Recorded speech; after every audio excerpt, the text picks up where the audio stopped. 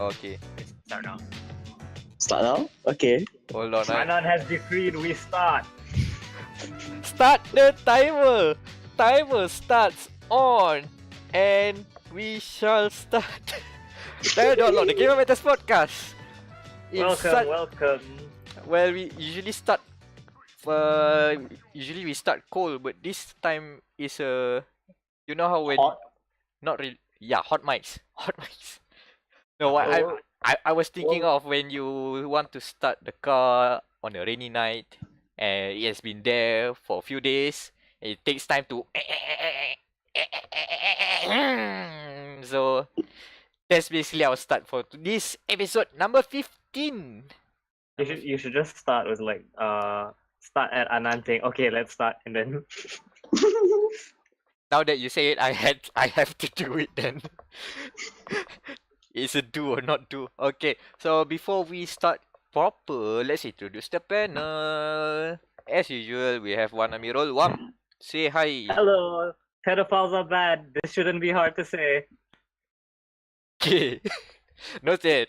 Next on the list, we have Danial. Say hello, Daniel. Hello. And not forgetting Annan, who decree us to start the podcast. Say hi. Hello.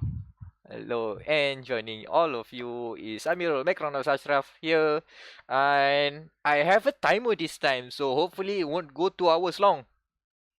3 hours. Remember, it was 3 hours. 3 hours. 3 hours. That's still hard to sink in. For those on Anchor.fm, I'm sorry. I have put it that the whole lump sum of 3 hours because it'll just mess up the numbering, because I don't want to call it part 2 as number 15. This is number 15. Let's get on to the show. But before that, a few housekeeping. I'm not going to talk much, but I just need to say this to get it out of the way.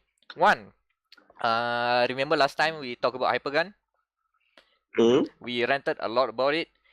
Fortunately, like a few days after we released the podcast, they issued an update. They fixed a lot of stuff. All our complaints are now invalid.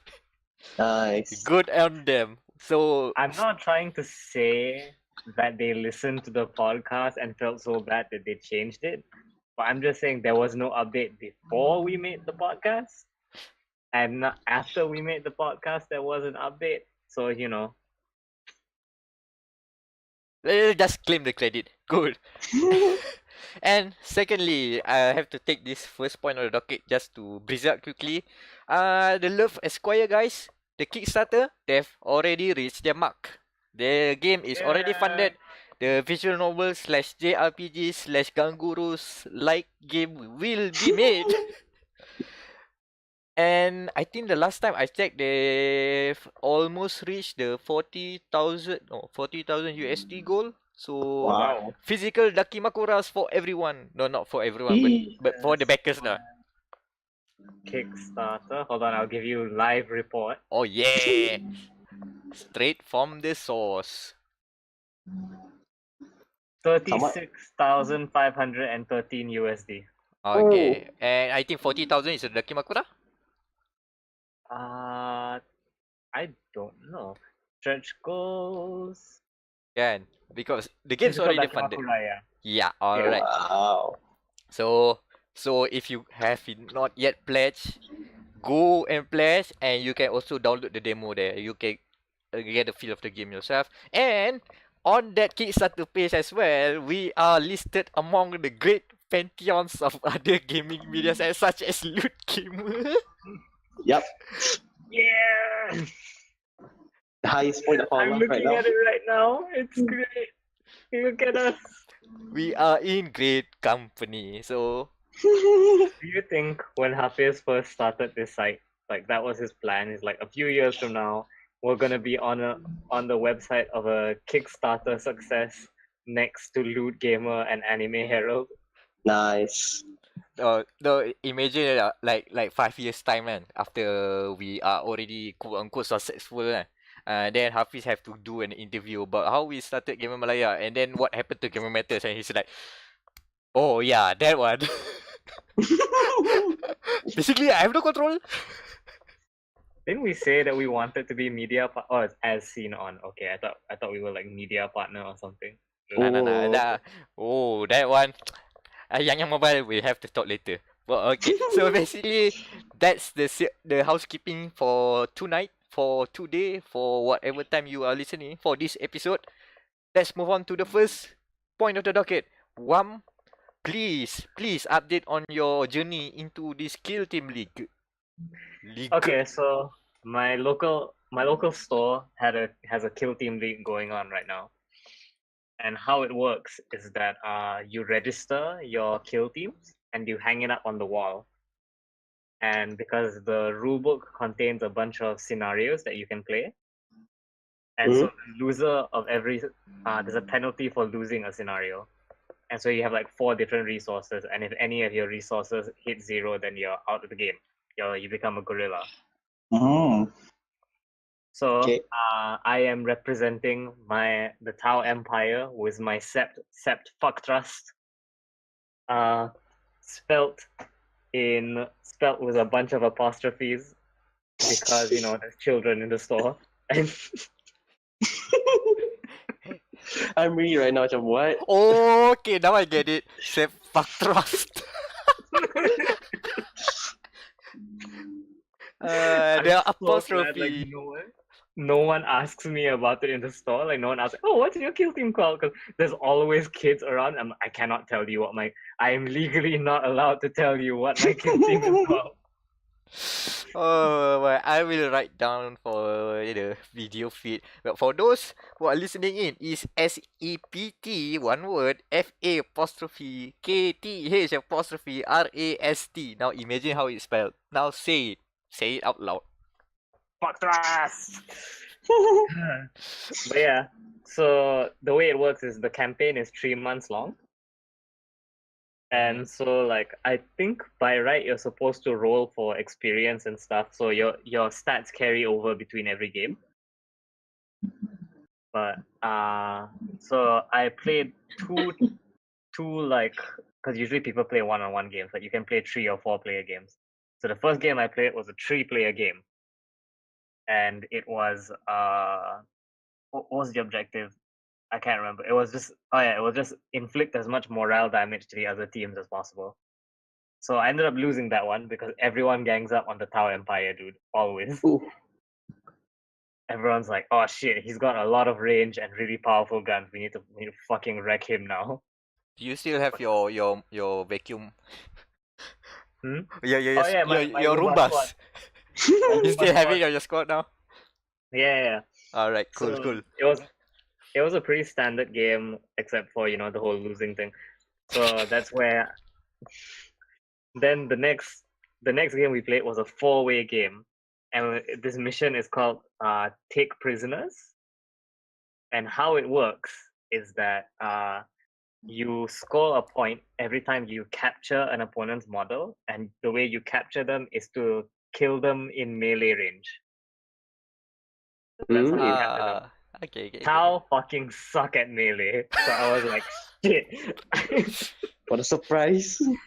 So the game went from 4 players each trying to take each other out to everyone chasing me down because they know that I have the least chance of fighting back.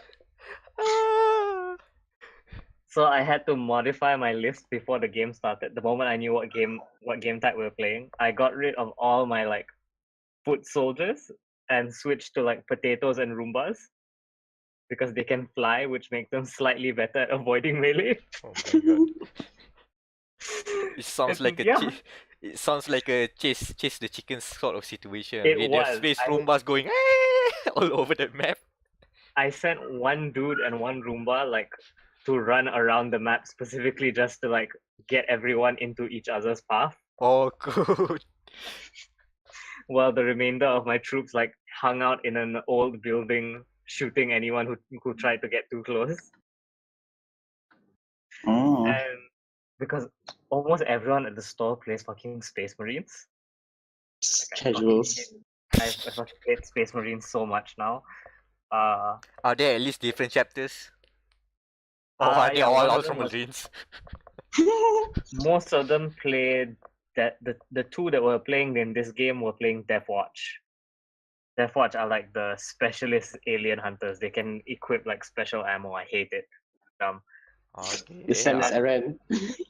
And then one of my friends was playing as well, and he brought his girlfriend with him. And so he was Ooh. like, his girlfriend doesn't know much about the game, but he was helping her roll his dice for him.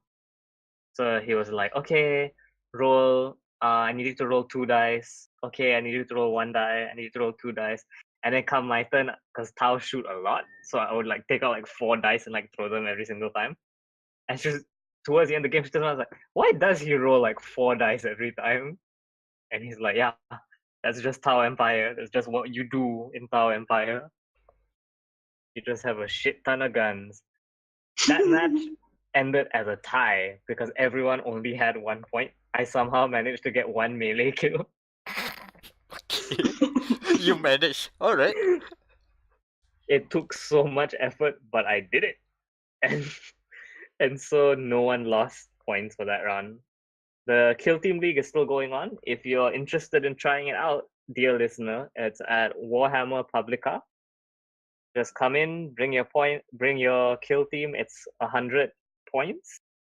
If you build your kill team in the store, you get a card that gives you 1 additional resource, which will save you from dying. Ooh. And if you see me, I'll give you a fucking sunlight medal, I guess. Yeah. If you play me in kill team, because I want more people to play with. However, if you play Space Marines, just know that I fucking hate you. Oh my god. Oh, the hatred for the Space Marines. Yeah, man, listen. And I'm so glad how Empire guns are so strong.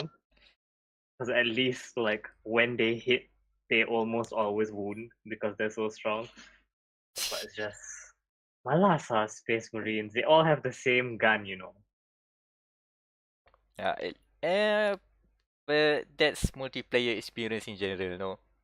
You have you say the general people that will always play at this sort of style anywhere, anytime, whatever the choice. Which leads to our next topic.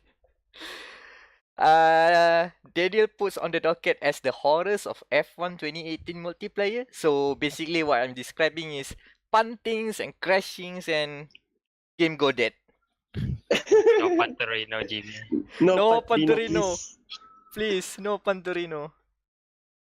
Good God. Oh my God, the punting in the rank servers are just horrible. I No. heard they have SR system now. What SR system? It's still the same. So what the whole thing about the new F1 2018 game is that they already put the safety rating, driver rating thing, right? Which is new to this year's iteration of the game. And you are saying that does not stop the puntings, the No. punterinos. I think Matt, you shared a video of one of the famous F1 YouTubers that tried to play multiplayer. Oh, he's famous. I literally don't know. It's just somehow YouTube algorithm says F1 2018 in a nutshell is very SEO optimized, and I am very SEO optimized, and I click and watch it. Yeah, it's very popular sekarang. Not as big as the ones yang the esports big guys, tapi like basically like there will be some sessions like you might start like a second lead. So imagine that. Even if you're starting in front, very good service. So that's basically the game lagging. I mean the servers lagging, not synchronizing, right? Yep.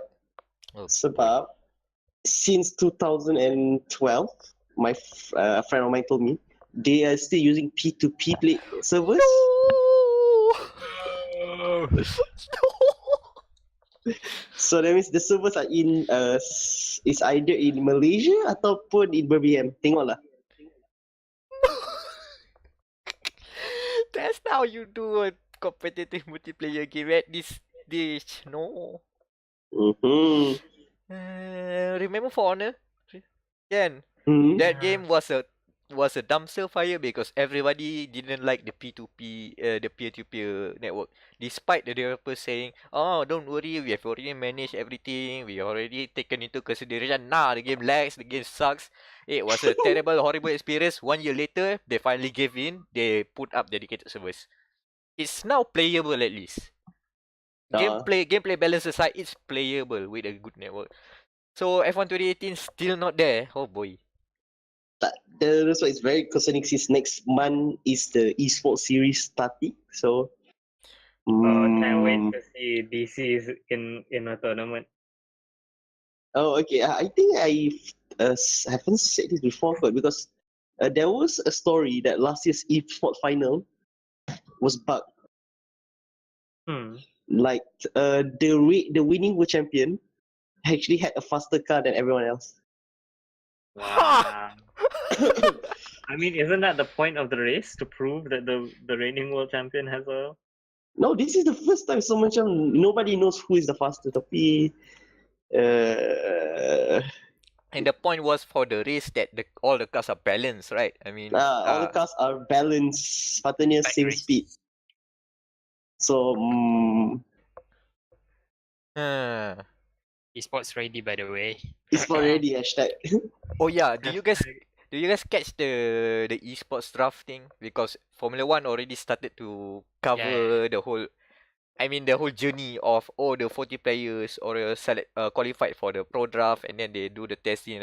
One of them, the challenges they do is of course is sim racing, and I think one of the races they said that one player cannot finish the race due to a quote unquote rig error. What's a Rick error? Rig The as in steering wheel the rig is as not in tight, maybe. Oh, the sim rate. the sim rig. Oh, So basically they tie it to some hardware problem or something. I don't know, but in my mind I think the game is hiccuping bad. Probably to cover that up, but hey, we don't know. They're blaming fan attack now. Oh, you can throw down your sponsors like that, man. They throwing big money on that. Fanatic everywhere on the tracks. Yeah. mhm. And there goes our esports invitation for F1. For fun. Don't worry. We don't have a race in Malaysia for quite some time. Formula E sponsors. Formula E, okay, we can talk. So anything else to add? Aside from the problems with the system, the game itself, the punterinos. I mean, I already said that in my review of it, which is you can see it at our site. Tapi yeah, the multiplayer is very disappointing. Very esport ready trademark. Wait. Well, prepare to be punted if you play it online. That's where I'm Yeah. going. It's pretty much it's going to make you crazy. Speaking of crazy, segue. Woo! So Annan, I need to check check a look on you. Have you lost your sanity for playing Dark Souls, Soulsborne, Bloodborne? Yes. Almost. Whoa. I still haven't played Central now yet. First area. Oh, Holy shit. good luck Oh with yeah. that. Which have you killed the cleric beast yet? At least. No, I'm almost there. Almost there. Whoa. Okay, Cause- to just set it up, Anand, you haven't played any Soulsborne type of games ever until now, right? Nope.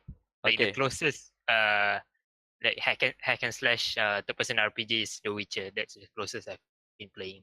So this is the first time. someone out there is crying that you just compared The Witcher to Dark Souls. No, Dark Souls is better, but the closest thing in terms of like the feel of the combat.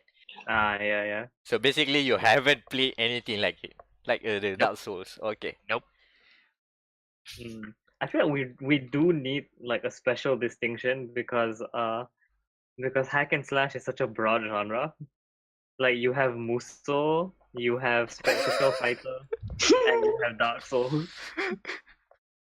Yeah, I don't know why the argument didn't want to stick with the Souls-like banner, because I think I think it's because like Souls like gives too much credit to Dark Souls because it wasn't the first game to do it. Yeah, probably need a more generic name, right? Because Yeah, like remember when people keep on calling Doom clones, now we're calling it yeah, first person shooters, right? So yeah. but I but think they should be called stamina slashers. Stamina slap. okay, but the Sekiro is already out of that. Ha ha ha. Well, Sekiro is an outlier and cannot be counted in any data. uh, let's leave it there. So back to Annan. So how do you feel about Bloodborne Okay, from your first of all, first time you create your character and to your first death? I took like 15 minutes to create my character. Okay. Okay. That's part of the cost. That's UV. Okay. Then the first werewolf I did, is it, how is it called? Yeah, it's just a I did werewolf. to the first werewolves and then went to the hunter stream and get the weapons and stuff and then proceed. And in general, I feel that all of my deaths are my mistakes. So I read reviews and stuff. So Soulsborne, so specifically Bloodborne, is very fair. Like if you die, it's your mistake. So because and then I proceed with the game properly. Okay, so I come to any enemies, watch their attack pattern, and then move lock on or something. Shoot heavy attack, light attack. Yeah, play methodically, and then you can finish it. That's how it is. What starter weapon did you pick? Do you I remember? got the axe Ah, and okay. The and the axe. hunter's boy. pistol. The hunter pistol. I want to choose the blunderbuss, but then I think I need some range, so I took the hunter's pistol. Mm. Yeah, the pistol is pretty good. The axe is amazing. I Especially the spin attack. Holy shit, it's good. Crowd control. I used the cane. I regret that choice. Yeah, man, gentleman. Yeah, but until the time that there's that weapon in the sewers around Yanam, I forgot that one weapon that can turn into a spear or something. I forgot the Oh, name. the small spear. Yeah, it's one of the best weapons in the game. Yeah. When I found it, I never looked back. That's the main. Okay, back to Oh. So how far did you manage? So still at Central Yanam? Yeah, still at Central Yanam. Almost at the cleric piece. So I'll No, not cleric beast. Yeah, sorry, Clear cleric piece, beast. right? cleric piece. Yeah, almost. Even though it's not like the we say, you can say it's an optional. Yeah, you can skip it, right? I can skip to the second boss. Yeah. But it really helps if you kill the cleric beast because you get the Kirk hammer, one of my favorite weapons in the game. Oh yeah. Oh yeah. That stone, yeah. tombstone.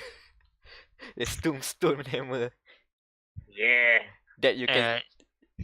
That The first few playthrough, like upon the first few deaths, I thought like, okay, I go through this, I need to kill this much enemies. Then I found out that I can just skip, I can just run around them. Oh yeah.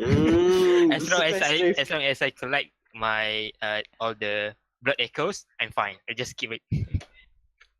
That's Yep, that's you know what? That's the big thing that when I discovered that, and then I start to, oh, that's how you play this game. Oh my god, no wonder people can finish this game. I thought people are crazy. Like collecting the echoes are just optional for upgrades and items. Yeah, that's like it's one of the most important Soulsborne lessons you will learn is that not every battle needs to be fought. Yes. There's an entire area in Dark Souls 2 that I cannot tell you what is in that area because I just ran through the whole thing because like an obstacle course.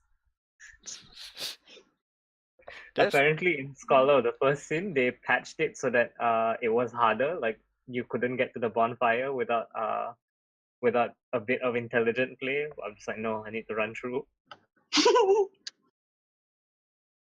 Oh boy. Fucking hell. But yeah, I'm glad you're enjoying Bloodborne though. It's honestly it's great if you're not used to Dark Souls already. Like my problem is I'm very used to shield combat in Dark Souls. So like I'm used to like having a shield, tanking a hit, and then counter attacking. So learning to dodge in Bloodborne was like a whole thing. There's no there's no block or parry. So is there? There's a parry in Dark Souls. There's parry. I Okay, mean, Bloodborne, I need to learn it it's because I the think gun. that's the most important combat move that I need to learn. The gun is your parry. You shoot it at the right time and you will Oh. stagger the enemy. Okay, I'll You'll- try that. You'll know that the parry is a parry when you hear the some there's a one good noise there. You'll know it and you'll be feel I got it. I feel like a badass. And then you miss the hit, the follow-up hit, and then you regret. Think you wasted a bullet. That's also why you take.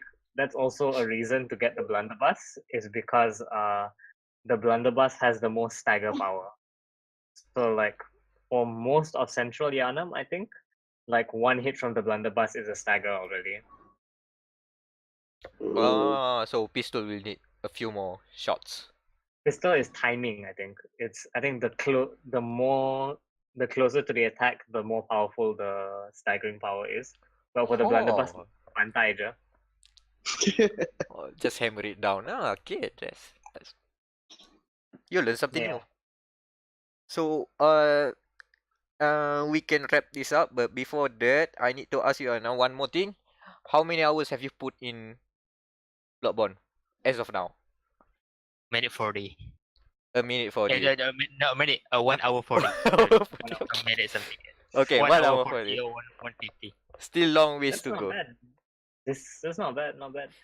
And Kalau I- you I already accidentally died like 12 times. Half of the course. fair. par for the course. If you ever catch up to me, because I haven't played in like months, we do co-op together. Mm. Because I'm fucking Co-op. I don't know. I need to. My friend haven't subscribed to a PS Plus, so not online. cheap Ah. ass bitch. I don't know. Maybe I'll share with him some funds. Buy Saya God of $40 War. je. 3 One, bulan. 129 a year. Tontong Yeah. lah. $60. $60. So okay, back to that. The why I asked the question about how many hours you put in, because I want to ask Daniel how many hours you have put in to Dragon Quest 11. Oh god. This is Oh the my God. JRPG of all JRPGs. And like Oh. any good JRPGs, is about how many hours have you put it in? Okay, what if I tell you I've already put in like 12 hours and I already been like 10% je baru done of the game. Well, that sounds pretty correct. It's some very JRPG. It's a JRPG, alright. So yeah, for those who do not know, can you explain a bit about Dragon Quest 11? So Dragon Quest 11 is the latest installment in the Dragon Quest series, which to some of my friends on PlayStation friends list say that this is the return to the original Dragon Quest because the last one was pretty bad. I think banyak orang tak suka the last one, the 10. Don't know, probably mixed reviews, I guess. Probably mixed reviews because it was a voice protagonist, and this one in 11 betul-betul like the old days. You are silent, you are the only one that can save the world, but there's someone to stop you there. That's a JRPG. As JRPG as I am. But to be fair, this is the JRPG. Yeah, this is the Jerry. Then besides Deer, and it's actually kalau compared with Final Fantasy kan, now it's an action RPG. This is still the original turn-based RPG that betul-betul random. RNG is your friend or your enemy. Wait, so random battles can Depends on your happen? RNG. Like if you like walk 3 steps and then suddenly a random battle happens? Not really, because it also takes like the what's it called? Macam if they don't see you, you don't fight them macam tu lah. Oh, okay. So at least you can see potential enemies. Yeah, potentially that. Okay, I think the best feature of this new game is that you can now ride a horse, like macam like a vehicle or whatever. If you have a low level enemy, you can just literally langgar je that thing. Crash and get the XP. Hello. Dapat like like 1-2 XP tapi still dapat juga lah. Okay. It's So the best thing macam. So macam let me give you an example. low level slime. Just hit it with your horse. No need to fight them. Okay. So what else is special about 11 aside from it being a JRPG as JRPG? Oh, tapi dia punya the towns are incredible. I think this is their punya hub worlds are by far one of the best because the first starting world was in like UK punya start. The next one was Egyptian team, and then the current town I'm in was I think Italian. They keep saying Grazie, like Sebastian Vettel. Ah, grazie ragazzi. Grazie, yeah. Grande macchina. Yeah, serious. I was like, oh, okay, I'm here now. Huh. So I guess they put in the localization effort for that one. Yep. Namco pula. Namco ke? Square Enix kan? Square Enix sekarang. It is the Enix of the Square Enix. The Because Enix. Square is the Final Fantasy, Enix brings the Dragon Quest. That's how I remember it. Okay. The Enix division, and now we want to make the most pure one. So, all in all, I should do a review, tapi I'll probably make it by October.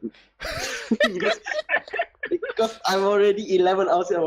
I've checked the progress, only 10%. Oh God. You should get it by October if you do nothing else for the next few days. Yeah, pretty much. Tapi it's just perfect. It is a good game.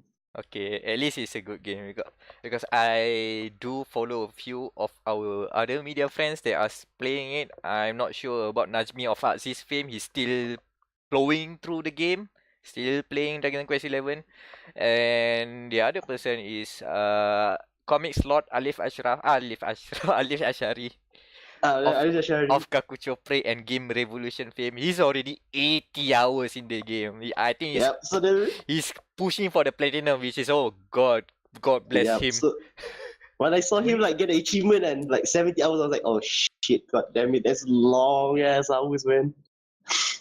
We need to like make it company policy that for these kinds of games we only do first impression. So we get it out in the first 24 hours and then too late for that, already 11 hours in. No, depend lah. If like Daniel, if you think that you can do a good if you feel comfortable with doing a first impression for 11 hours of an possibly 60-hour game, then sure. Yeah, maybe I think I can. Hopefully, I think I can finish because I already almost gotten all the characters lah. So probably coming to the inevitable best boss fight with the main villain. At least 20 hours you can do a first impression. I give the 20 hours. I give the go. No questions asked. You played 20 hours, you say that 20 hours first impressions, okay, fine. Okay, so the polygon method, okay. Oh. That's the thing, like these kind of RPGs just exist to screw over our lives as reviewers. Mm-hmm. I mean, we all have lives outside of this as well. Tapi it's like we can't review. Like I can't possibly finish a 60-hour game and write the review and also go to uni without something taking a hit. Speaking of taking a hit, I'm not sure if I can do this. but I saw that on the docket, Annan is taking a hit on Brigitte for some reason. We are going to the Overwatch corner, traveling to Overwatch corner, and it's about the current meta diversity. And Annan is not happy with Brigitte, Brigitte, whatever you call her. Brigitte. So please, Annan, fill us in. I do not know anything about Overwatch by now. I have totally, resigned? Hang my boots. So what happened? Okay, so we have been having Overwatch World Cup group stage for the past month. So previously in US and also in Thailand. Woo! Let's say in Thailand, yeah. What the? Okay, so And also in my competitive game and watching other streamers and pros, a lot of meta games have been played. So you can play Reinhardt, Zarya, you can play Dive with Winston Diva, you can play let's say Zen Lucio, Zen Moira, any kind of combination of heroes. You can play the meta game for Overwatch now. So I'm really thankful that I'm not constrained within a set of viable heroes now. So you can play anything. Nice. Okay. And everyone is like, oh, we're happy that the meta is kind of stable now and we can play anything we want. But no Brigitte, please. I have a question. Is it because the tournament isn't like deep yet? Sorry? Like you said, it's an early stage for the tournament right now, right? Okay. Qualifiers, right? We are in group stage. Oh, So group stage, alright. okay, so we have 4 group stage, and each stage have 6 teams. Yeah, 6 teams. So total 24 teams from 24 countries. And then the top 2 of each group stage will go to BlizzCon for the final, semi-final, final. Yeah, Yes, so come BlizzCon. Hope we get tickets, virtual tickets this year. Blizzard, please. Blizzard, sponsors. Please. I reviewed Kel'Thuzad for you, Blizzard. Please. Blizzard, I gave good review of Overwatch 2 years ago. Please. Not for me, So for my- Annan. For Annan. my question is like, do you think that once like the finals start, everyone will start being stricter on meta, and then it goes back to its own boring humdrum, like only viable teams only, please way. Okay. The meta is kinda map dependent, but the diversity is good enough for us to feel that it's stable. Unless you put Brigitte in, which is game breaking. So and even recently they found a bug, or not a bug, or in terms of Brigitte movement tag. So it can basically Brigitte is basically a dive character now. Oh, Wait, what? Further, yeah. Oh Yeah, boy. okay, so you hold her shield and then simultaneously bash and use your flail. You use your whip, your Wow. E abilities. So you can dive as far as Winston. oh. So I is wouldn't be surprised if after this they're gonna find a bug, quote unquote bug, where she just pulls out a sniper rifle and can also snipe. Basically, I'm learning she can do anything. Yeah, Yeah. she's tank DPS support. Balanced character, by the way. that's too much flex for one Too much. character. Too much right to the point where during the group stage, especially for the weaker teams, they were like, okay, we cannot move on with Dive, we cannot move on with Moira Ana, Moira Zen, or Moira Lucio. So we go triple support with Brigitte. Oh. We can basically just mow through the enemy team with a Brigitte. No big deal. Oh god. And you got rally every team fight. Rally to me every team fight. Holy shit, it's broken as fuck. Uh, At You know least what? they removed hero stacking. yeah. All Brigitte. But you know what? It's a good thing that the beta diversity is now okay, because I went to the gamers hideout like today. The game for PC is like $80 now. Whoa. Has it always been $80? Okay. No, it was supposed to be like 130. I think that's the GOTY version. Yeah, they go to it. Tapi the basics one now like 80, 70. So That's quite cheap. Good yeah, enough. it's quite cheap now. So since the meta is better now, buy them. It was on sale recently as well, right? I vaguely remember it was. Because they have free weekend, so free weekend sale 50%. And Ah. also the humble bundle, they Yeah, Yeah, that's what I'm thinking of. It was on the Humble. $48, 48 ringgit, you can get Overwatch account. Why did I buy it for 120? I bought it for 160. Oh, Launch day. I Same. bought it.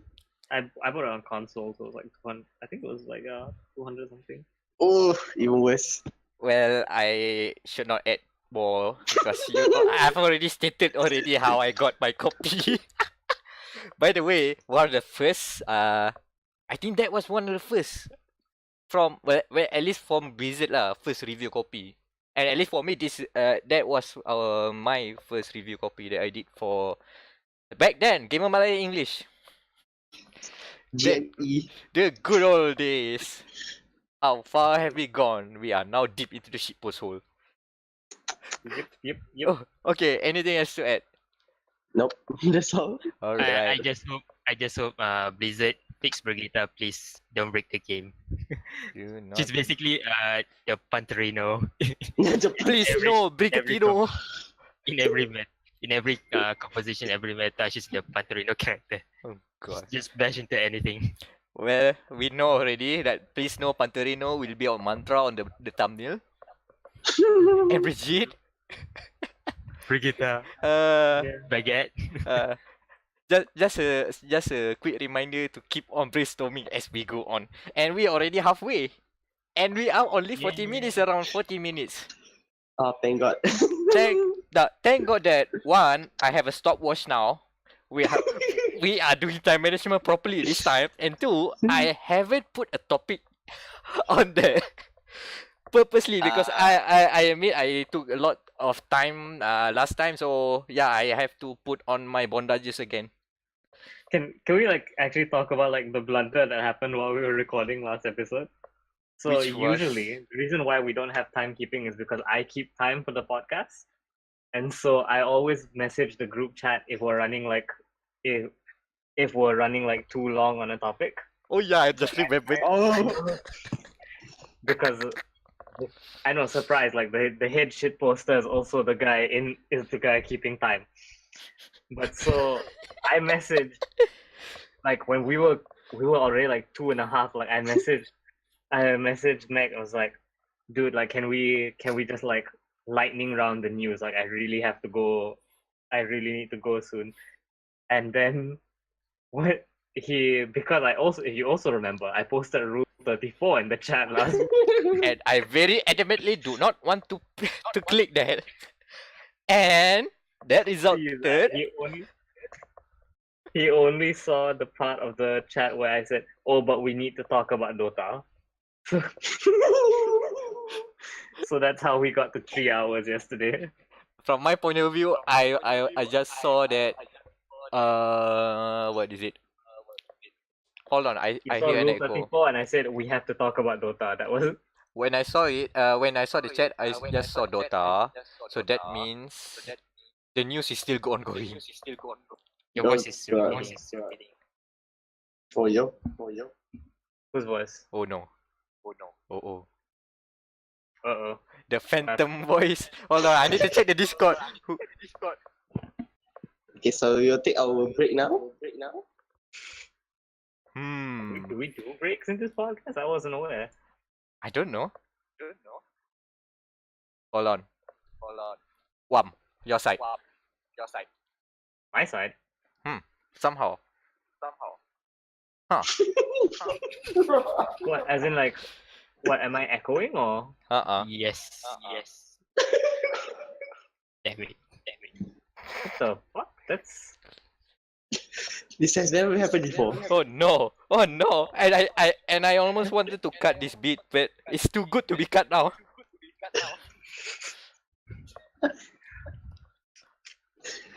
God damn.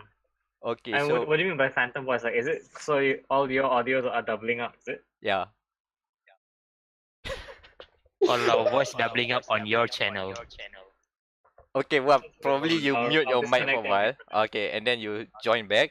And while Wam is settling his technical difficulties, let's move on to the news.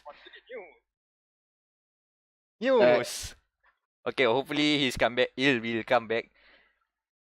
So, there's a lot of things to talk about, but some of them are going to be very, very quick. First up, this is just a game announcement, but this is my kind of game announcement, so I have to put it there. Have you guys heard of the game called Wab? You are here. Nice. Is the ghost here? I don't know. Because I don't hear anything. So. Now Daniel is your trackpad. Okay, never mind. I thought it was the ghost again. Featuring the ghost. No. Featuring a ghost. So now we have to put the ghost in the In the thumbnail, yeah. Yep. He's here. The ghost of dia.log hunting us. Nice. Okay. Back on topic. Okay. Have you guys heard of the game called Little League? No. Alright. So let me just pitch you this. Imagine a Smash Brothers, right? But all of you have, let's say, a sort of way to smack a ball, and basically that one ball is your damage output. If you got hit by the ball, you are out. Oh, dodgeball then. It's basically not really dodgeball. I compare it to squash and okay. Smash Like Brothers. struggle in FF. It's like the Which one? not struggle. Sorry, not FF. In Kingdom Hearts, you know when you.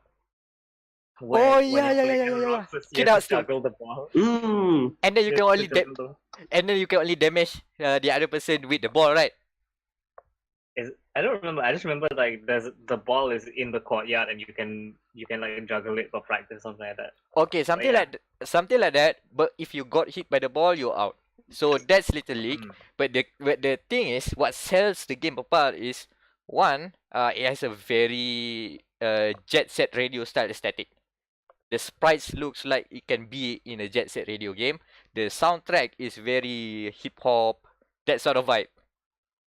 And then the gameplay itself is very anime. As in, you know that each time you click each time you hit the ball will increase the velocity, increase speed, and you can see in the UI, it's ticking up from 220 to 40. Another hit 80, and then another hit 200, and then by 400 to the 5,000, and then by each time you keep the rally longer, the game will when you hit the ball, it will get a time stop. It will be like anime. It's like, oh, we are going to emphasize the ball. Everybody stands still. The ball is spinning. Everything's like, and then the ball just. And yes, if you got over 9,000, it's freaking cool. So that's Little League. And now there's a sequel, Little League Blaze. And the best thing about this, there's a release trailer. When I listen to the release trailer, it has there's some funky fresh beats. So there's a cool song, and I thought, they are really going with the Jet Set Radio vibe. Turns out the composer for Jet Set Radio did contribute to the game. Now it's basically a Jet Set Radio game. Nice. And I never played Jet Set Radio. I don't think it aged well. to be fair. But the aesthetic is still holds up. And now that this sequel also changes from using 2D sprites to 3D models. So yeah, even more Jet Set Radio. Come get it. There are now skateboarders, there are now rollerbladers. It's basically Jet Set Radio the game, but you smash stuff. Smash stuff. Yep. Coming out on October on PC, next year on PS4, Xbox One, and Switch. Switch. And switching topics. Nice. This one everyone wants to see. This one everyone likes. Right, everyone's favorite topic, loot boxes. Last time Shout out to our buddies at 2K and EE. The Jerry Cast. the Jerry Cast. The Jerry Gas. Oh, okay. So apparently, in Belgium, lootbox has been banned. I think in the Netherlands as well. Various companies have taken a very mixed approach when it comes to this new law that has been implemented in these countries in Europe. And one of them, Valve, took out a lot of the loot boxes. Same goes to Blizzard. They put out a patch. Oh, we cannot sell you loot boxes directly. Something like that. And then comes in 2K. 2K says they put in a... I'm not sure if they put the statement public on Twitter or something, but they have like a statement saying that we do not agree with the interpretation of the Belgium law. And that was Blizzard. No, Really? this is 2K. They specifically they asked gamers to defend loot boxes for them. And basically at the end it says for gamers, please inquire to your local government official or something, Representative, yeah. representative about this. Because we as players, you know the deal. So basically, they are begging us players to put in loot boxes again. No. Please ask for more loot box. I hate when 2K does this because 2K can be cool. Like 2K occasionally makes really cool games, publishes really cool games, and then they do shit like this. My favorite thing about this though Yeah. the two reactions to what happens when loot boxes are banned and you are pro loot box. You have 2K who's trying to play like the people, you know, they're using rhetoric. They're like, oh man, we need you to help defend loot boxes. And then you have EA who's baller as fuck. And it's just like, no, I'm gonna fight loot boxes. I'm gonna fight the law. Like, I'm do you gonna know change who the I law. am? I'm EA. Bitch. We are for the players. We focus on player experience. We offer choice. Oh wow. You got a bit of God voice going on there, man. Wow. Did the thunderstorms join as well? No. No, you were echoing for a bit. Oh god. All right. DE got some mad. No, that's basically EA right now. They have a god EA complex. possessed Meck. EA possessed Meck. So yeah, apparently EA are just like they're going to try and challenge the law in court. Mm. This is Bad not America, idea. you know. US is different. You buy Yeah. politicians in US. In Belgium, okay, some of the Belgians commented in the video, Yong Ye video, I think. Yep. They said that Belgians basically like 2 or 3 different systems of agenda from different pre-World War II countries, and they are fighting for power with different agendas, and the only thing they can do is follow the current rule rather than the new one. So good luck trying to change the politics there. No, because it's not as I mean the way democracy works is if you can get the court to decide on something, then you can get the ruling to like you can change how it's gonna work. So technically, EA is kind of oh shit. EA is kind of like they're doing the right way to change the law, but it's like even though it's the correct way, it's much better than like telling people to write in and defend loot boxes because you know that's kind of shit. The whole True lah. reason loot boxes are so dangerous is that they are so low effort. So this seems like an awful amount of effort to go through for something so low effort as loot boxes. You Yeah. know? And 100 million revenue from FIFA Ultimate Team. Yeah, I get like how much revenue they are, but I just find this so funny that like loot boxes are inherently low effort, but EA is going through lawyers. Like lawyers are the ultimate last resort of any corporation. Bad ideas everywhere. challenge everything, I mean- you say. EA Games. Challenge everything. On one hand, though, I'm glad they didn't ask gamers to write to legislators. Like, holy shit, that's a bad idea. But still, involving lawyers, ooh, ballsy. Because you know what happens if this loses, right? Set Yes. precedent. Yeah, it sets a precedent. If the thing goes to court and then the court says, no, loot boxes are gambling, like that is way more dangerous than a politician saying loot boxes are gambling. Because, yeah, legal issues, man. Welcome to Legal Matters Podcast. And We apparently, are not lawyers, by the way. Don't take our advice, legal advice. Our lawyers are saying to tell you not to take our legal advice. oh my god! And all of this, hullabaloo has riled up enough commotion that 15 different countries. Well, you can say 15 different countries and one representing you, not representing US, one from Washington State. The gambling regulators representing those countries and one Washington Mhm. State are now banding together to one to ban all sort of third party gambling from games that is the kinds of the sites such as CS Lotto, CSGO Lotto, something like that, right? Where you can basically gamble your in-game items to a third party, and then the third party give you something back or something like that lah, which is totally illegal. That is totally gambling. So sure, good. That's a good thing to ban. And another thing is to investigate about loot boxes. Well, right now is to discuss about the lines that are the blurring lines between gambling and gaming. Well, because that's the thing, right? Because they clearly use gambling tactics in loot boxes, but they don't have to follow gambling laws, which is where the problem is. Exactly. Also, in the ultimate act of irony, I'm saying this as I play Food Fantasy. Man, that gacha talk seeping in. The gacha boy want to ban the gacha. Again, like, I don't think banning is the like we necessarily have to ban loot boxes, but they do need Regulate. some regulation because that's how you stop the battlefronts.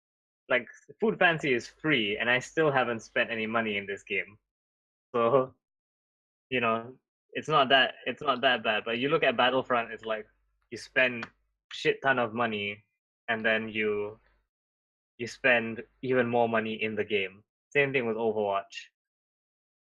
I think Jim Sterling made a very good argument on one of his videos where he says no company sells something that they don't want you to buy. That's why the whole like you don't have to buy loot box. Like, do you though? Do you though? Do you really though? Are you telling me you want to be the only person who is all default Overwatch skins while your friend has No. Witch Mercy and Dildo Genji? You know what?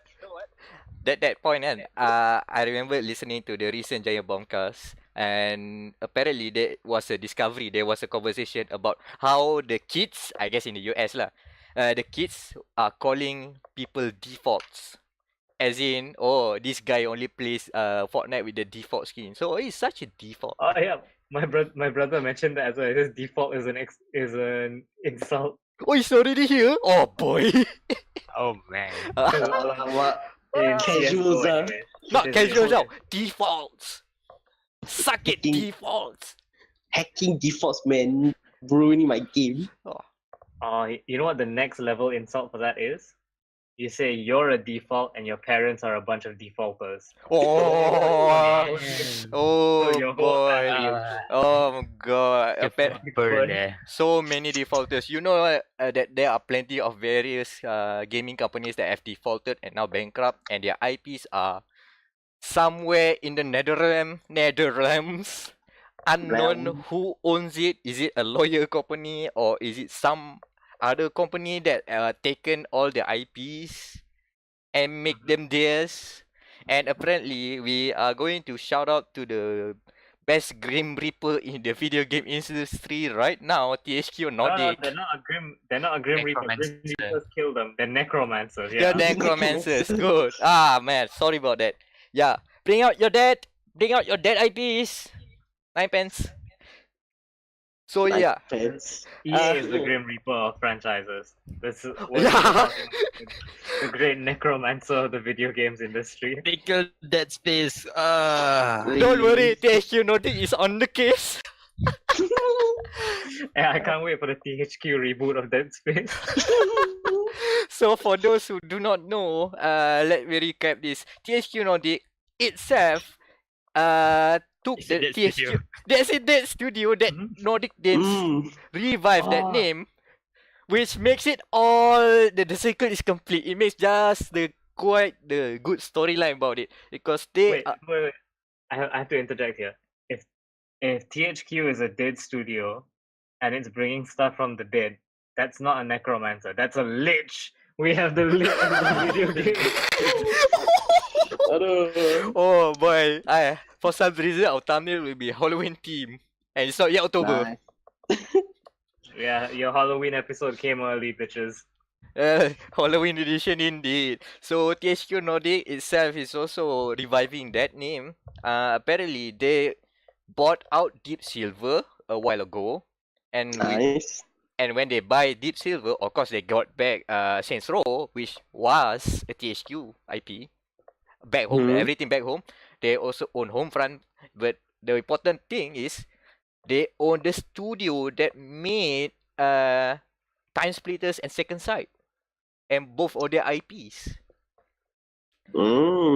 Time Splitters was basically, if you remember the team behind GoldenEye, Rare, that made GoldenEye, some of them move out, create a new studio called Free Radical, and they made Time Splitters, which explains a lot of the similarities between the gunplay, the silliness, and a lot of the, you know how people keep saying Odd Job is OP because it's a bit short.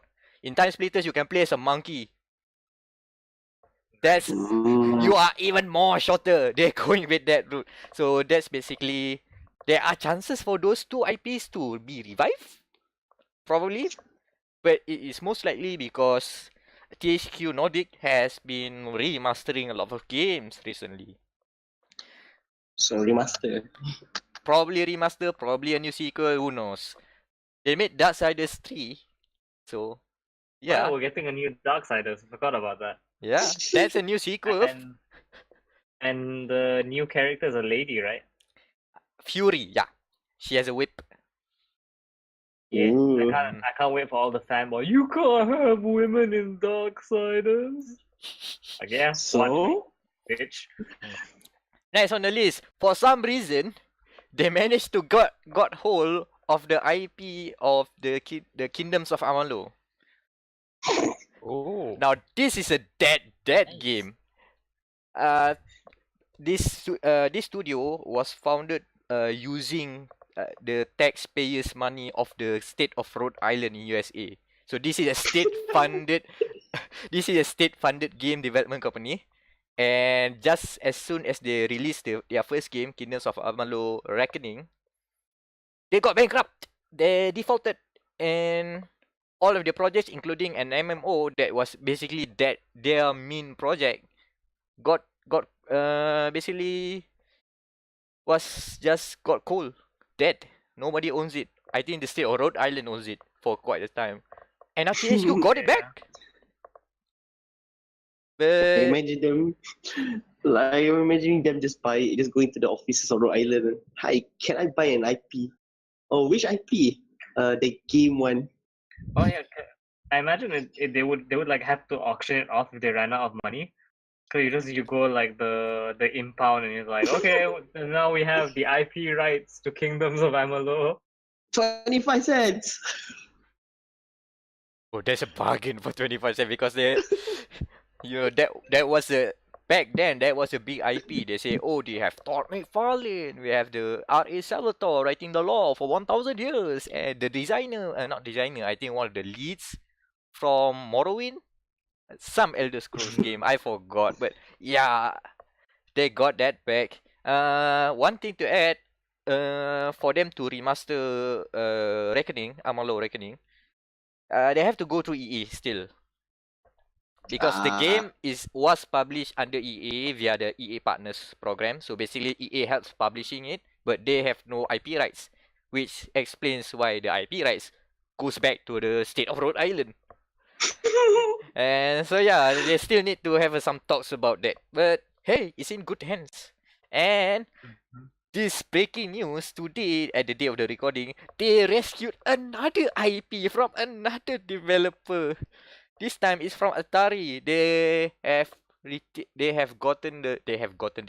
the rights to Alone in the Dark, Oh, thank God. the OG survival horror series.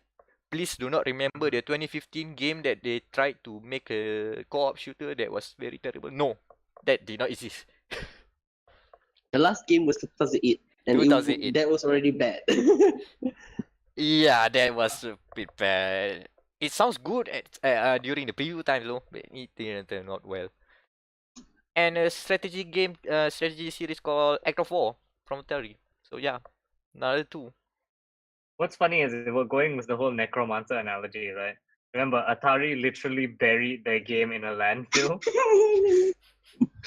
So the necromancy continues. Well, technically, Atari is also a necromancer because the original Atari is dead.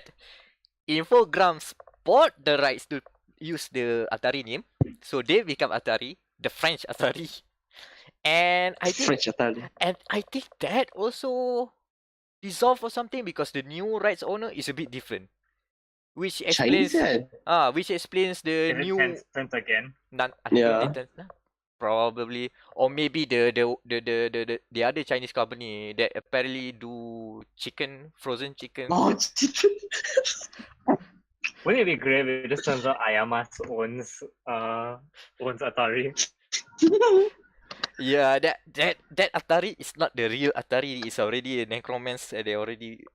It's the same situation with THQ Nordic. So for them to interact like this is weird. A trade between necromancers. THQ Nordic, bringing back the dead.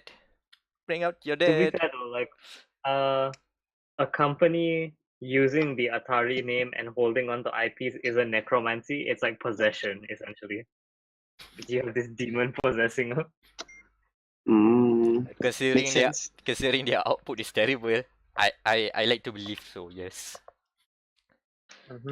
Yeah. But anyways, speaking of companies from your past that refuse to die, do you want a PlayStation 1, Meck? Actually, I don't. But sure. The PlayStation Classic was announced. It's 40% smaller than the regular PlayStation 1. And I assume it's going to have a HDMI output. Like, There is an HDMI output. Yes, yeah. okay, cool. So it's a smaller PlayStation 1, comes with a PlayStation 1 controller, complete with no analog sticks. The original DualShock, the Lolly DualShock. The pre-DualShock days. Oh, yeah, those were dark days. Yeah, man, like I said, Lolly DualShock. 'cause Oh there's god, no now I analog get it. Oh, Oh Why shit! we need, I why think we need to come here? It no. comes preloaded with 20 games, of which a Final Fantasy VII game is there. Wouldn't it be great if it just turns out that's the remake? That's Oh god. Do we need a remake anymore? Yeah, it's a neat thing, but come on, even though we are all excited about what the games are going to be, there are other 15 games, but let's be real they should have made it backwards compatible. They should have made PS4 backwards. yeah, that's what PlayStation Now was supposed to be. But now it's dead as well. No, the good thing is Microsoft, the Xbox will not ever be doing this because they can still play Xbox games, OG Xbox games, Xbox 360 games, enhanced. Some of them can be played on 4K for some reason as well on their latest Xbox One. No need to no further purchase necessary. Listen, man, they're just trying to get that Nintendo money. Yeah. Yeah. But still though, what are the other 15 games? We need to discuss this. Okay, can you read off what games are there so we know not to include them on the list? The 5 games that are confirmed are Final Fantasy VII, Jumping Flash is a launch game. Don't ask questions. Ridge Racer Type 4, Tekken 3, and this is classic one, Wild Arms. Ooh, Wild Arms. Wild Arms. 20th anniversary next year. Finally, some love for Wild Arms. So yeah. Okay, so I'm just going to rule out Gran Turismo because of licensing issues. Oh my god. Unless GT1 lah. I haven't considered the Toyota and Mitsubishi thing. Oh Yeah, that's no god. problem. It will be perfect because the rest like Honda all okay, except for Man. Mitsubishi and Toyota. So GT, you can cross out Gran Turismo and Need for Speed. Nah, no good Need for... No, there are good Need for Speed games there, but not a classic. Not a classic on PS1. Oh, Eden. Nero, but they have a remake now. Yeah. The thing is, Crash pun sama Why? tak? It would they, be weird to.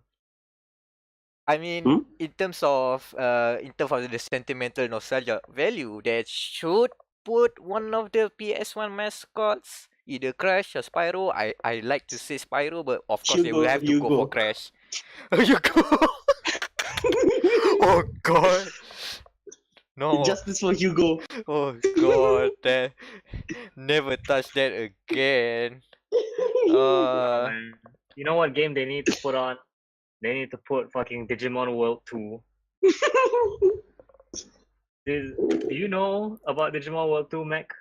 It is one of the most grindy ass RPGs ever. hold Well, on. they, There's a lot of Digimon games. Is it the game where you have to train your Digimon? You have to keep it poop. Keep it poop. You have to No, potty that's train. that's No. World 1. That's World 1. But actually, Oh, they okay. they legit should add World 1 because World 1 is a good game. 2 is more JRPG than 1. And the way Hmm. it works is that your Digimon has a level cap of level 13. It will not evolve until level 15. oh Ah. So god. what you have to do is you have to keep capturing duplicates of that Digimon. And so you fuse your maxed out Digimon with one of the other Digimon. And using some like math, it adds to your maximum level cap. But basically your first like 50 fusions are only going to raise your level cap by 1. And then after the fusion, you start back at level 1 and you have to re-grind all the way up. No. That's oh my god. This is the power of nostalgia. It brings back the good and the bad memories. The bad Yeah, like memories. whenever Oh someone's boy. like, "Oh, we need to make games like the old days again." You want that? You want that, people? Do you want No. Grind Fest the game? My friend played it at 600% speed on an emulator Oh just to boy. make the grinding more bearable. Somehow it's even worse than one. I gave up with one. I cannot wrap my head around it. Oh, They made a spiritual remake for 1 actually, like last year. Yeah, Next Order is a Oh, spiritual yeah. remake to 1. Not a bad game. The last dungeon sucks ass though. I quit at the last dungeon. Alright, what else? they should Res- put Resident Evil 2. I was about to say that. I Since, okay, you like it so much, right? yeah, I don't mind, like, that means you can play the original on your classic, and then you can play the full remake version on your PS4, just to see the difference. Hmm. Mm. Have I told the story before that RE2 basically ruined my childhood and stopped me from playing survival horror games until I conquered my demons by playing Resident Evil 4 till the end? So yeah, that happened. Um, Tomb Raider 3. Nah, Legends. Tomb Okay, Legends. What's the one yang dia mati tu? Is it 4th Chronicles? I think fourth, yeah, fourth. I think the one she it- dies. Oh god, and then everything was basically nostalgia, basically a flashback, right? Yep. But I think I like 3 because the intro really screws you up because you have to go now. The first thing you do is you slide down. You are in some jungle and then you have to slide down, and then suddenly, if you do not know what you do, you just dead. Apparently, there are spikes. You have to jump and time your jumps until you reach down there, and there are quite number of spikes you have to jump or not. You can see Lara got spiked. Even in the old days. What are the Laura got classics? spiked has to be part of the thumbnail. So we'll figure it out later. What It's again? just Spike what? Lara got spiked. There's plenty of enemies to go around, I guess. In the reboot My thing, Funny enough, my brother actually brought up a game that he says should be on the PlayStation Classic. mhm. Tony Hawk Pro Skater 3. I'm not tapi sure there's a 3, problem. but 2. There's maybe a problem with that because license Activision doesn't own the license anymore. Yeah, music license, right? Yes. Here's my friend, here's my lover. The Superman. If they don't have Goldfinger Superman, it's just not Tony Hawk, man. 0 out of 10. Can we That just was giveaway. replace the music with Tony Hawk covering all the music? Oh my god. Hey Tony, you want to earn more money? Just come to office and sing everything. Tony Hawk Pro Existential. Um, some other classes. Well, Twisted not Metal. twist. Original Silent Hill. Oh, Original Silent Hill. Yeah, What more? that would be perfect. Jet Moto. No. Apa lagi racing games that is not licensed found? I was about to say Hot Wheels Turbo Racing, but there has a Metallica intro, so no. That is a Hot Wheels game. It starts with the give me fuel, give me fire, give me what I desire. It's, God damn it. it starts with that, and it's awesome, man.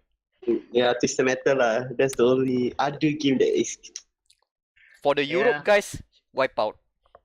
Oh yes, Wipeout. The original. Sly Cooper, I imagine, or CO PS2. Wait. Sly Cooper is PS2. PS2, right? Okay lah. Last wing. PUBG 3D. PUBG 3D. Okay, I guess that's the list. I think there's enough games on there right now. No, we forgot. PUBG. Yeah, PUBG. PUBG Mobile. PUBG Mobile. That particular one. Yeah. Maybe they'll put Doom in there. Oh, Why not? Doom PS1. Yeah, that Yeah. was Doom for the PS1. There was Doom for the PS1. I would not mind. It's a good game. I think it's a Bethesda. good port. Good enough Bethesda port. hit it up. Yeah, so I guess that's our 20 games left. I'll list it down. Probably it's 15, probably it's 20. We'll make our own list later on. It should be on there on the post. So yeah.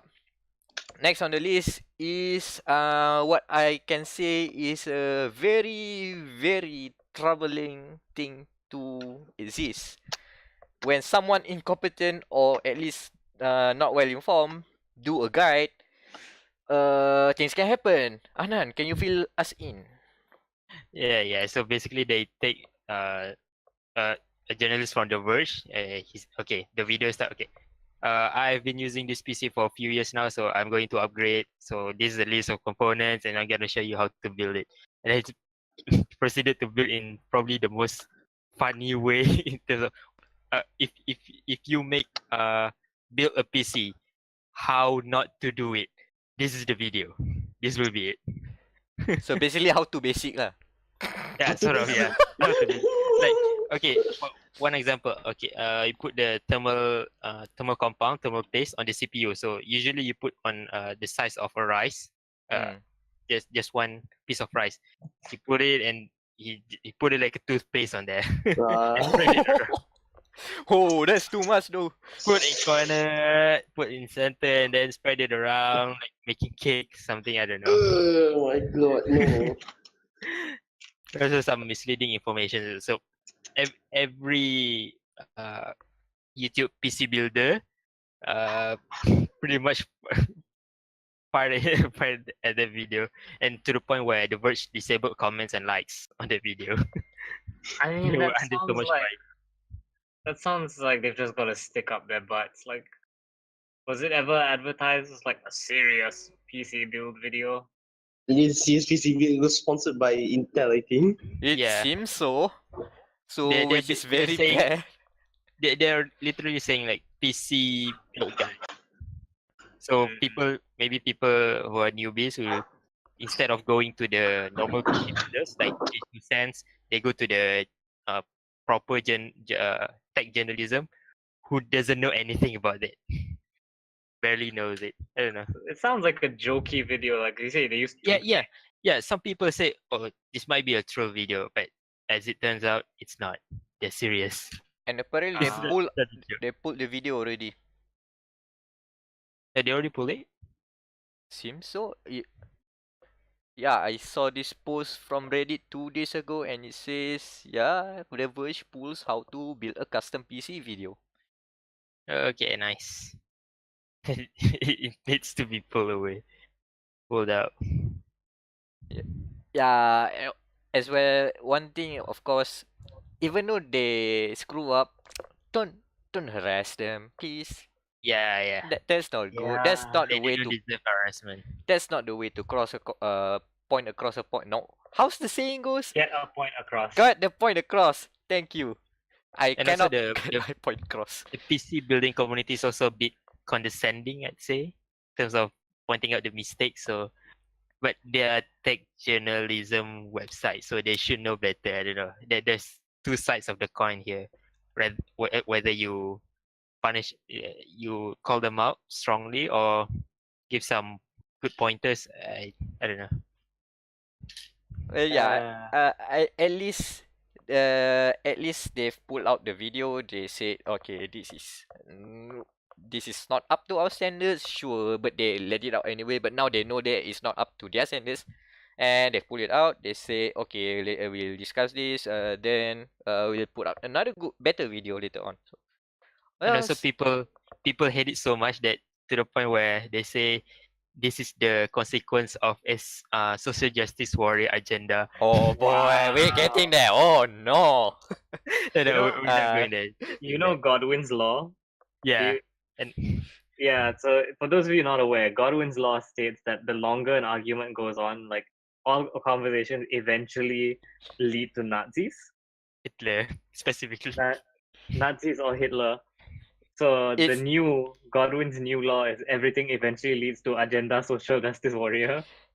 It's like a few steps away from there. So yeah. We're not going there. Okay, move on. Let's diverge from the Verge and to ServerDNA. I've heard of this before, but Annan, can you explain what is it exactly for our It's a listeners? PC gamer and PC enthusiast event. So basically, probably one of the biggest in Malaysia. So yeah, specifically for PC gamer, PC enthusiast. So there are exhibitions of PC modding, so PC gaming exhibitions, and also manufacturers, distributors, and retailers. So they come together in this event and network together. And also, let's say general public, as an enthusiast, they can also come and make network. So we probably can network with some of the, let's say maybe some esports athletes or manufacturers, get review stuff probably. I think I'm looking at the sponsors right now. Like Acer, I think we have a relationship with Acer, etc., etc. Yeah, Acer, It- Acer. It doesn't help to see them again. Say hi once in a while. Mm. And Also also, some distributor like uh, Ingram Micro. and remember, they are listening. We have talked about this behind camera. Wait, we don't. I mean in our in our chats before here outside of the podcast.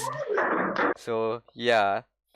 Yeah, I think it's a good thing to have these sort of events. Basically, the most important is the networking, where it's important as us gamers build the community and also mingle around, see people, meet other people, and see what's the scene is, how it is currently right now. Yeah, and especially because I think a few months back, Fundever, our buddies at Fundever, they have an event for streamers, and ServerDNA is one of the main sponsor. So if we Oh, yeah, support that's ServerDNA, we also they will probably do it again. So we are indirectly support our local streamers. So support ServerDNA. Come to the event. So I will be there too.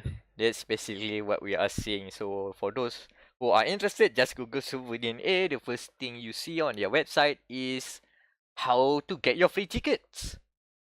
Yeah, entrance is free. Huh, free. Oh, 4 points at Sheraton. That's a good selling point. Mhm. And oh my god, we are doing good with the time. So this is just like a few other smaller points. Basically, these are basically old news by now, but there's some hints of gold that we should go through nevertheless. But first, let me set it up. One of the thing is that TGS is happening currently right now We are live at TGS at home. at home. Yeah, no. TGS is live right now. We are at home. And last week, we have seen the pre-TGS show by Sony, which is called can we PS talk Lineup about that live Tour. stream? Please? That was so cringe. Like that was a really cringe live stream. Holy shit. Now, which voice do you least like? Square, Uh, circle. I can't remember. It I was don't all like bad. square. X is very robotic, which is fine. Okay. Yeah, so basically the whole thing was that you were on a spaceship in the shape of a PlayStation controller visiting game planets. Basically, it was the same universe as Steam's Summer Sale. This kind of Steam Summer Sale also had the game planets. Yeah. And so you had like the ship was being piloted by the 4 face buttons, the triangle, circle, square, and cross, and they're just like the voice acting was so cringe. It was they're like talking about how like, oh, we have to put her down, we have to do, and then game trailers, just show us the game trailers. It's okay. We don't need a space opera. It's an expensive space opera though. Those CG effects. Yeah, I'm just looking at it like, look at all this money that could be spent like doing anything else. Sony, why? Boy. So let me just go through all my cliff notes of the event, some of the announcements. If you guys like to talk about some of them, just stop me. So let's start with side games. Project Awakening, sort of a character action game. Some medieval stuff. You fight a beast. Next is Kingdom Hearts 3 trailer for Big Hero 6. Apparently that was that was a shorter trailer. The full trailer has just been released now during TGS. There's also a VR experience for Kingdom Hearts. So next, Square Enix again. There's a new studio called Studio Estola. One of the lead developers is the person that led the Tales of series from Bandai Namco. I forgot the name. It has the word Baba. I forgot the name. You guys can check. It runs on the Unreal Engine. Next, Final Fantasy Crystal Chronicles Remaster. Grab the bucket. That's a 4-player co-op game. Oh no. The GameCube one, right? Yeah, it was the GameCube one. From what I remember, that you need to have the Game Boy Advance to play co-op or something like that. It's a weird game. What game was this? Sorry. Final Fantasy Crystal Chronicles Ah, yeah. remaster for PS4, and later they announced for Switch. We'll get that. We'll talk about Switch later. There's a game called Monkey King Hero. Monkey King Hero is back. It's developed by Hexadrive. There's some dog fighting World War II game. I think that's from the Japanese developers that probably will not be out here. Next, there's a Days Gone trailer. No, Days Gone. That's it. God of Eater 3. That's a new thing, eh? The Great History, yeah. I think it's releasing in Japan this year, end of this year, 13/12, if I put my notes correctly. Then there's a third-person shooter that looks like PUBG. I'm not sure what the name is because it's all written in Japanese. in Japanese. So I'm not sure about the name. So I just say that game that looks like PUBG. And then there's a trailer for Blobs 4. Don't say that because then the Blue Sky Studios is gonna get a huge boner every time you say a game looks like PUBG. No, PUBG looks like this game. The other way around. Doing the switcheroo. PUBG, you should beware. Your game looks like this. Next, new EDF Iron Rain coming next year. There's a Prince is there. come again. It's the new EDF is no, it's not really. It's a shoot 'em up. Shmup. Is it a shoot 'em up? I thought it was a regular EDF game. It looked like a regular EDF game. Really? Because there's an EDF 5, right, coming or very soon, or already out. I'm not sure.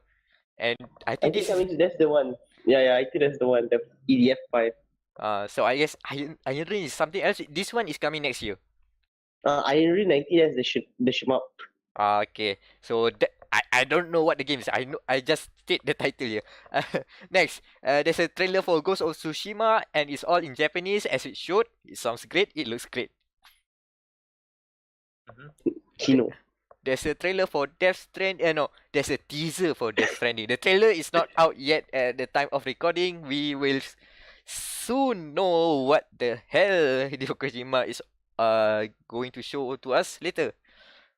And next, Resident Evil 2 remake. Looks Mm. good. Next, That's all. that's all. Next is Dead or Alive 6. Some character reveals, and of course, you have Mary Rose and Yeah. yep, Yeah. Yeah. and Honkers, and Ayane, Focus. and Bayman. Ay, Todayo. It'll be out early next year, February 15. Next on the list, oh, this is an interesting one. SNK teased a new IP coming, a new game or IP coming, leading up to this event, and that new announcement was a new Samurai Showdown. Nice. Is Wait, in wait. Oh yeah, sorry, no. Continue with your thing first. There's a new Samurai Showdown. It will be released in 2019. It is going to be on Unreal. It looks fantastic, and there will be blood. Yeah. I Chicken. played Samurai Showdown. I like that game. Guilford, man. Best character. Is him the guy with the dog? I think so. I know he's the blue and orange, like Yeah. he's Ken Masters but a ninja. Also, is he the guy with the English voice lines? Yes. That's a good one. Next. Huh? No, I have Yeah. one important thing to bring up before we get too far away from it. Okay, Marie go. Rose is in Warrior All Stars. Excuse me?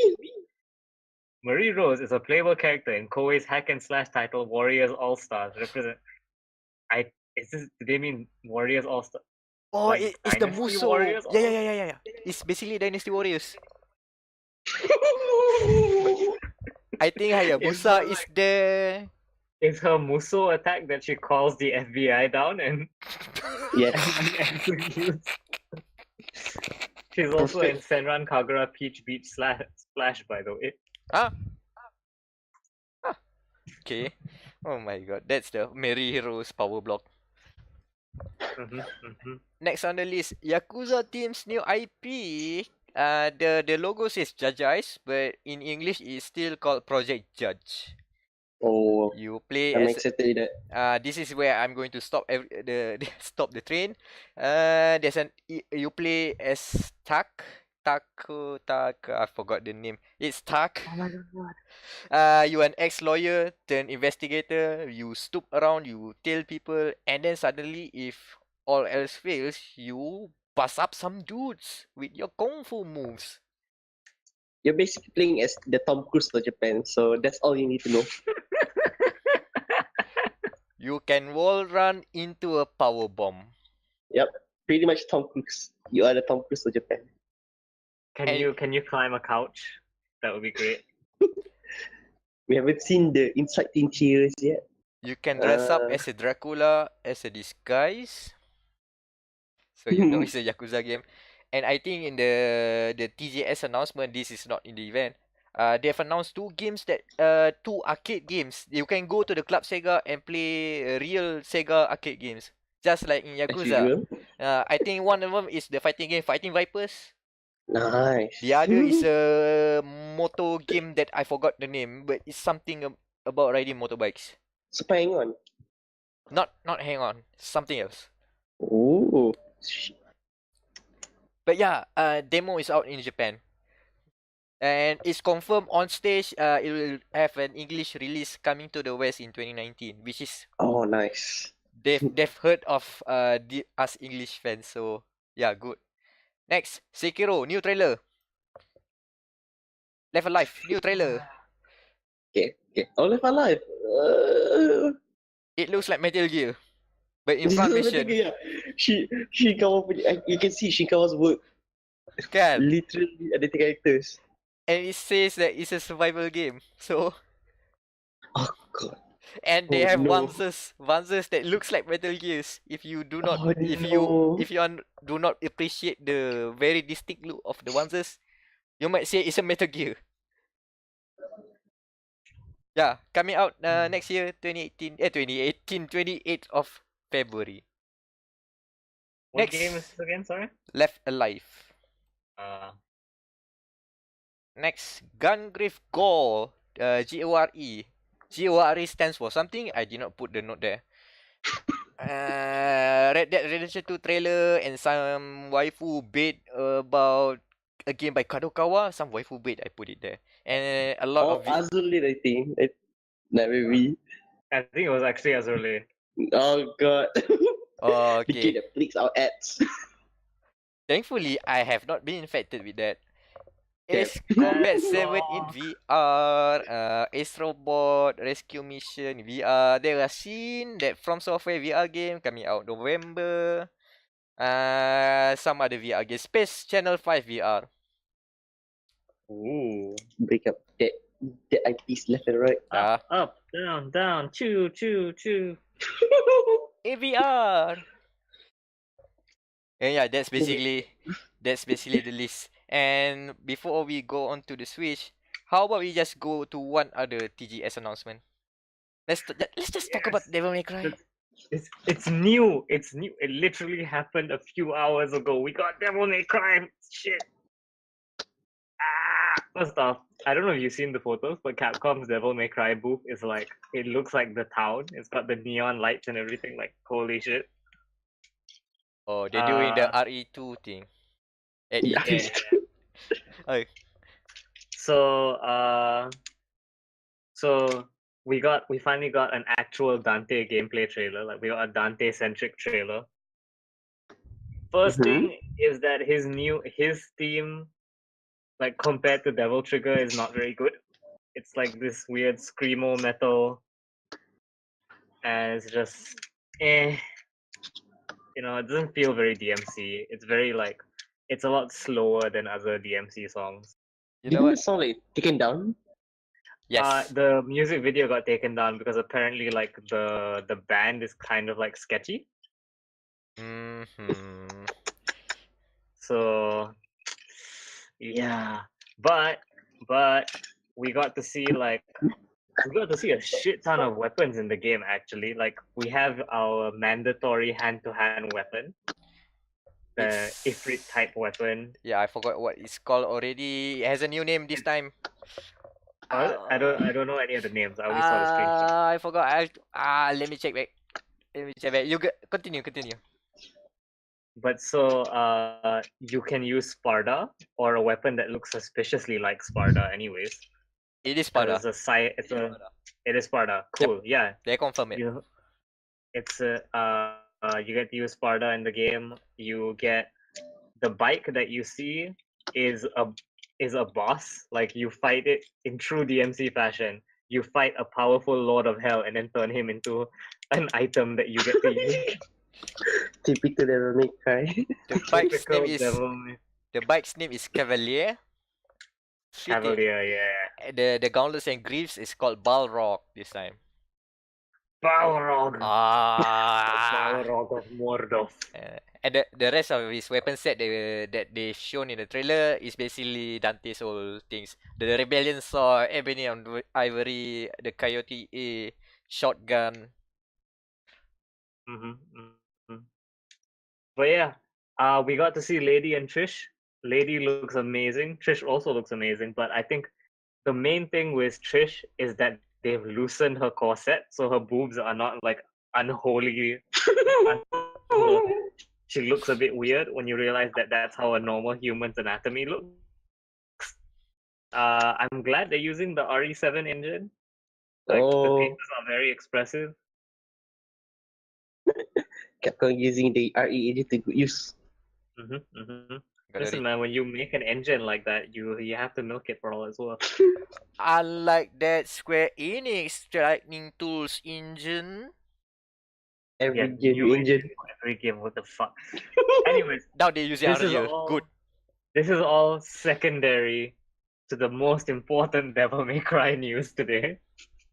Good. Which is, they've announced the pre-order bonuses for the game.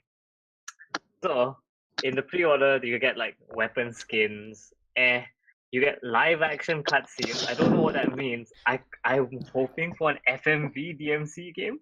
Like, what the fuck? No, It might I have a better idea. How about just the actors in their mocap suits? Yes, that They might record actually be an everything. idea. They record Capcom everything. might do that. I would totally change the cinematic just to see the actors in the mocap suits. Okay. Play the whole game like that, yeah.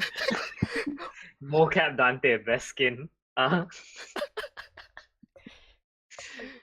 yeah, actually, quick like lore update. We also know the third playable character. It's Kylo Ren. Yep. I saw them but in yeah. the leaks. Yeah, he's in the trailer as well. He's like at the Uh, very end. So basically, But- all the leaks thing that we've talked about last episode, Capcom already revealed it. So yeah, Yeah.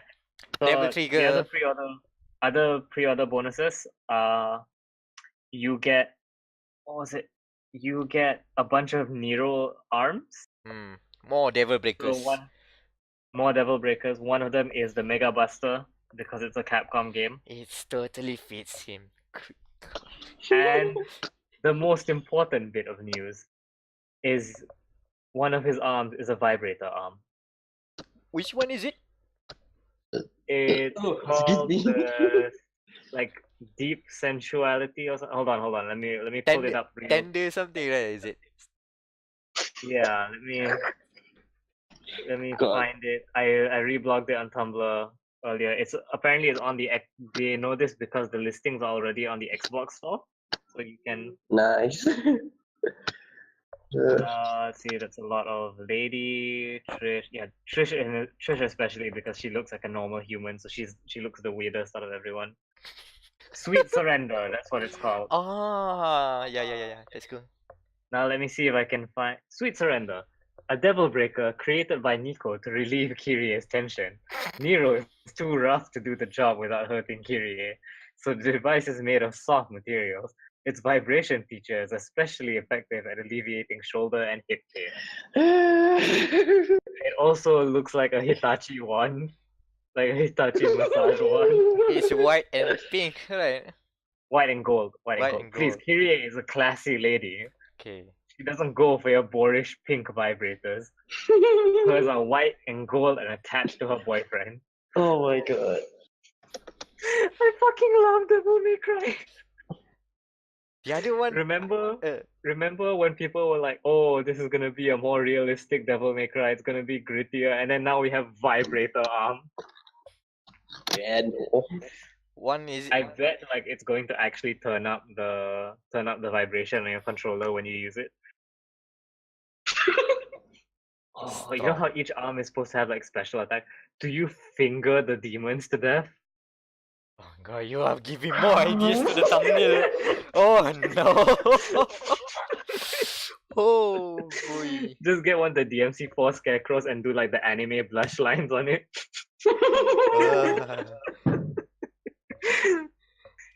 Also, you can change the soundtrack with DMC 2, 3, and 4's music, which is great.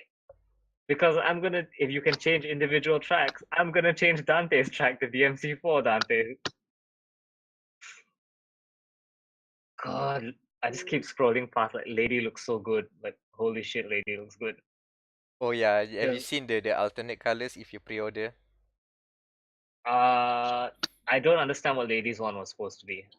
I'm not sure. So I only got two. Dante looks like Dante. And Trish is basically Gloria. Yeah. Because spoilers for DMC4, she makes out with Gloria, so that's why she would have like Gloria colors. Yeah. The super best friends playthrough of Devil May Cry, they somehow made a rude joke about things about Trish and Gloria. I will not say it here. Just find that LP episode 6. Can I just That's say, all I will say. while we're still talking about Devil May Cry, an important thing. Thank you, Capcom, for this feature. Is if you buy Devil May Cry 4 Special Edition, they have a I've already played Devil May Cry 4 pack, which unlocks all the content for you. Like you can pay like I think 10 ringgit extra to unlock all the content in the game. Because I have played Devil May Cry 4 to death. Like I've played a shit ton. But to unlock Virgil, you have to I think you have to beat the game 3 times or something like that. So, or Trish and Lady, definitely. You have to beat the game like I think 3 times to unlock them. So, thank you, Capcom. Plus, it gives you enough money to unlock all your quality of life skills. I'm like, thank you, Capcom. Now I can focus on actually playing the game with the skills that I remember having. But yeah, man, that's Devil May Cry 5. Like, literally just happened today. I am And excited for it. Comes out in March, right? Was there any word for the demo? Like, they keep saying that they're gonna have a demo already, but no no demo word yet. on the demo, not yet. Demo may cry, man. When? Demo maker. Demo never cry. Demo lonely. We better wrap things up because Yeah, I was going Yeah, to we- cut that. we have to stop there. Okay, so the other thing is we had a Nintendo Direct, which was delayed because of the hurricane. Like don't cry if it gets delayed for a hurricane. Like these are real people. The most like no one gives a shit about what happened at the Direct except for Animal Crossing and Isabella in Smash. Yep, Yeah, pretty much. there was It a was lot the- of camping and smashing and whatnot.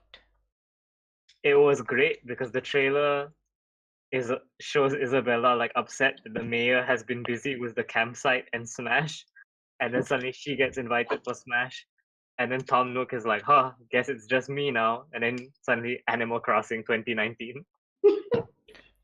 So this means are we playing as Tom Nook for the whole game? Yeah, man, you be a loan shark.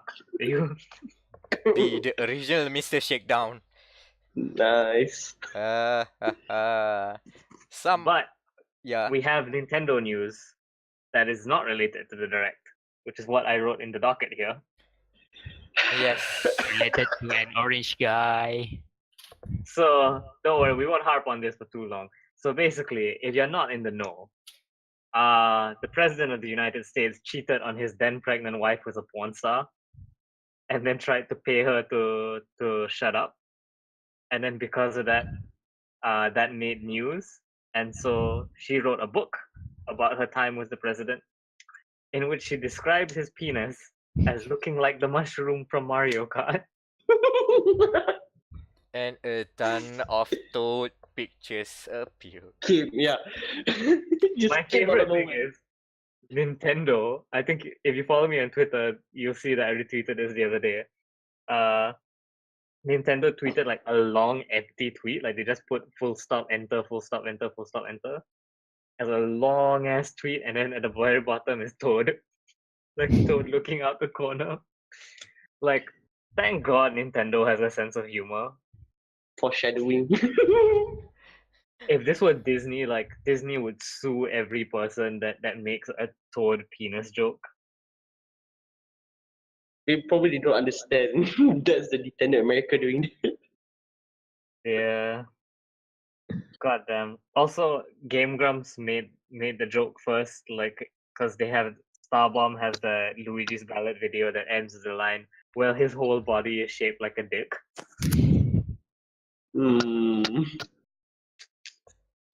But yeah, man, Toad is a lying racist penis. And on that note, we shall conclude our podcast for the day. Thank you, everyone, for listening. We Uh, ended up going long anyways, like almost 2 hours. That's about standard. we halted a lot on the PlayStation took a lot of time. That's all I have to say. So before we move on to the shilling, let's just one more time, please recap what's on the thumbnail. Recap, what's on the thumbnail? We need to have Brigitte holding like all the characters' weapons. Oh no! If you know Gilgamesh's Gates of Babylon, Daniel. Yeah. Yeah, Brigitte, and then all the Overwatch weapons coming out. But make it like low budget AF. Please Just like stop floating. punterino, Brigitte. Yeah, and put that as a text box. Please no Punterino, yeah. The ghosts as well. Just put in a generic ghost. I'll find the most generic ghost as possible. Just like the generic Puddle of last episode. Arthas, but with a THQ logo on him. Yeah, basically. with buddy artist as a buddy Lynch. Uh, I want to sneak in Atari there. that's Kel'Thuzad. You get Kel'Thuzad to be Atari. Okay. Alright. I have to re-listen to everything here. Okay. And what else? Spikes? Yeah, Spikes. yeah, Lara, Spikes, Spike. and the Devil May Cry thing. You vibrate. Devil May Cry. Sweet Yes. surrender. What? Yeah, just put in Hitachi logo. Just put Dante, but you put Nero, and then you Photoshop out his arm and put a Hitachi wand as his arm. And then I put in Sweet Surrender as the name. Yeah, sure. Mhm. Halloween, unintended Halloween episode completed. Ooh. Oh boy, so yeah. Without wasting too much time, let's go to the shilling, starting with one. Hello. If you follow me, you know that pedophilia is bad, and it shouldn't take this much effort to learn that. Yes. So you should follow me on Twitter at Wamero. Patreon if you want to give me money, but Patreon's been kind of dead this month because I'm in uni hell. No conventions so far. But yeah, follow me Wamero. Facebook Cruise Crusader Wamero. If you have any comments, just tweet them at me or Daniel on Twitter. We want to hear from you. And yeah, fuck pedophiles. You can follow me on Nurakimi, NURAKIMI, because my last account got banned. Rest in peace. Real flaky. Mhm. And I'll Bad be doing because underage. Bad because of Twitter crimes. Twitter crimes. So I'm at time of recording, I'll be racing for the Toyota Esports race at Subway Pyramid. Represent the Ula Boys rule. I'm representing Ula Boys. I'm not going. Uh, I cancelled my booking. it's okay. I shall represent Ula Boys and probably get like third. Okay. Yeah, Annan? Annan. Yeah, I'm not shilling. I don't care. He's Annan. Same shit. You can listen to past podcast. Or check the Facebook only. YouTube description. Yeah, only Facebook. I'm not interested in other social media. Right. So you can only hear Annan exclusively on dia.log, the Gaming Matters podcast. That's exclusive for you, listeners. And, yeah, we should put Annan dia.log exclusive. What? Unless you want to give me money, I can give all my contact number. Oh. So, and you can find me Amirul Mekronos Ashraf. Find me mostly on Twitter, Mekronos MECKRONOS, and this has been dia.log, the Gaming Matters podcast, episode 15. And hopefully, ghosts will not be haunting you. If so, check your mic. Jangan biarkan hidup anda diserbu misteri. Don't forget to just pray to Reggie to get rid of ghosts. Reggie! Yeah, obligatory Reggie reference right before the end of the episode. Cut!